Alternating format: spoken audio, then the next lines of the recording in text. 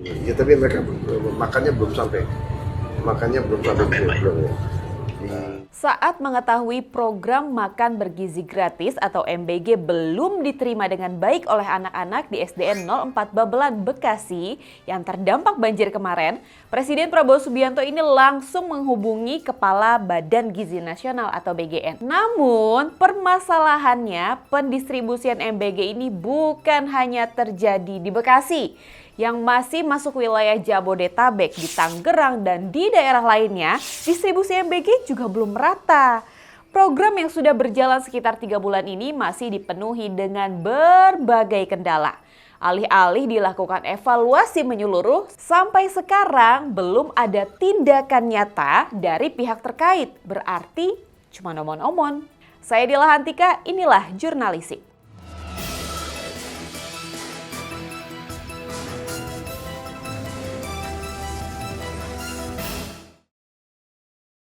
Program makan bergizi gratis seharusnya membantu anak-anak sekolah mendapatkan asupan gizi yang baik. Tapi bagaimana jika makanan yang disajikan justru tidak layak konsumsi? Di Kupang, sejumlah siswa mengeluhkan menu MBG yang terasa basi hampir setiap hari. Makanan yang disajikan terlihat tidak segar, bahkan beberapa siswa melaporkan bau tidak sedap dari makanan mereka. Beredar di media sosial, kondisi makanan juga tampak kurang higienis. Bukannya sehat, malah bisa jadi sumber penyakit. Hal ini tentu membuat para orang tua khawatir. Mereka tidak ingin anak-anaknya sakit akibat mengkonsumsi makanan yang seharusnya bergizi. Masalah ini pun menjadi perhatian Indonesia Corruption Watch atau ICW. ICW ini menilai ada upaya menutup-nutupi berbagai permasalahan dalam program MBG. Mereka mendesak BGN untuk segera melakukan evaluasi menyeluruh dan mempertanyakan transparansi dalam mekanisme pengadaan MBG. Karena informasinya terkait pengadaan program ini sulit diakses oleh masyarakat. Sementara itu, Kepala BGN justru mengajukan anggaran sebesar 100 triliun rupiah untuk perbaikan operasional. Tapi operasional yang gimana sih, Pak? Yang mau diperbaiki itu operasional seperti apa? Evaluasi yang diminta masyarakat aja belum ada tindakan. Distribusi aja masih kacau dan kualitas makanan pun masih bermasalah.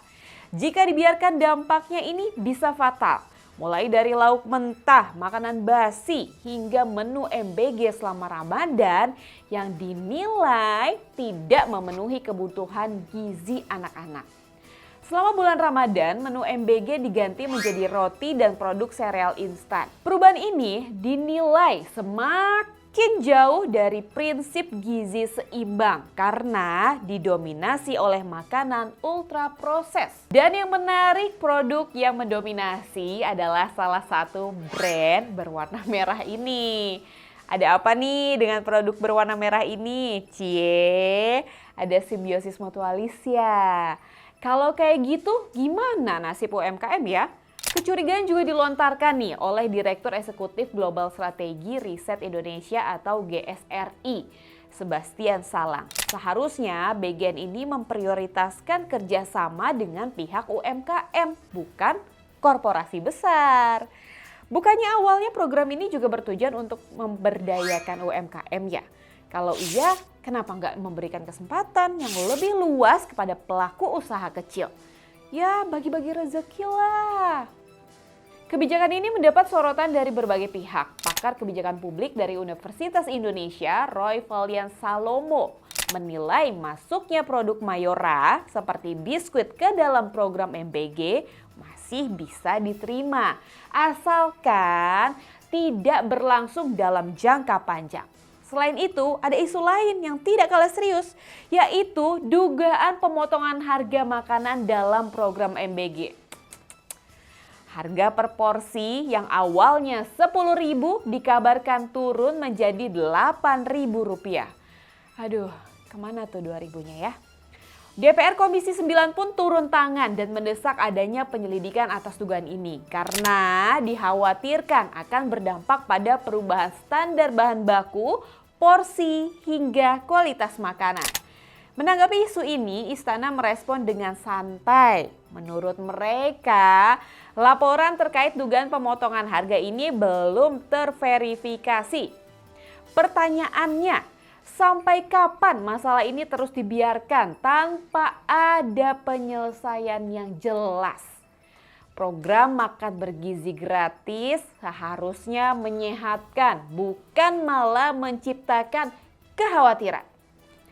Saya Dila Hantika, jangan lupa subscribe, komen, share, dan like YouTube inilah.com. Sampai jumpa di jurnalistik selanjutnya. Wassalamualaikum warahmatullahi wabarakatuh.